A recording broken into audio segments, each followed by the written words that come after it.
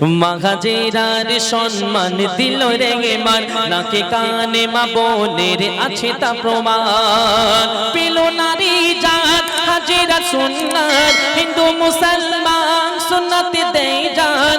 Oggy নাজিল করে হাজেরাকে শোনান, মা হাজেরার সম্মান দিল রে মান, নাকে কানে মা বোনের আছে তা প্রমাণ। মা হাজেরার সম্মান দিল রে মান, নাকে কানে মা বোনের আছে তা প্রমাণ। ও বিবি সারা করিব না বিয়ে, আপন ভালোবাসা দিও না বিড়িয়ে। তখন আম্মা জান সারা বলছে এখানেই শেষ হোক এটা আমি চাই না, জাতির পিতার কেন সন্তান হবে না। খাবো না ভাত পানি কসময় আল্লাহর, যদি না করবি এই বোন হাজেরার, দিতে রাজি আছি আমি আমার জান।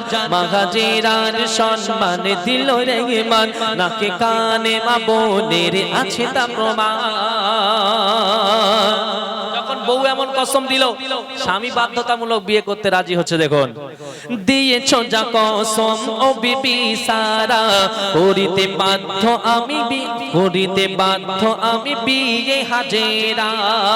তখন মিলে মিশে থাকবো আমরা দুবনে, অভাব কিছু ঘনি রাখবো না মনে।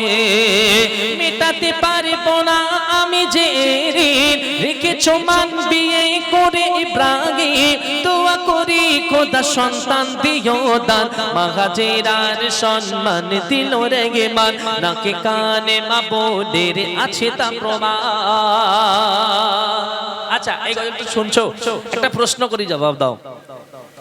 ইসমাইল আলাইহিস সালামকে কি লাকাব দেওয়া হয়েছে? এই প্রশ্ন করলে এক্ষুনি যদি জিজ্ঞাসা করতাম ইব্রাহিম আলাইহিস সালামের ছেলের নাম কি বলো, গপ করে বলে দিত ইসমাইল আলাইহিস সালাম। লাকাব কি ছিল?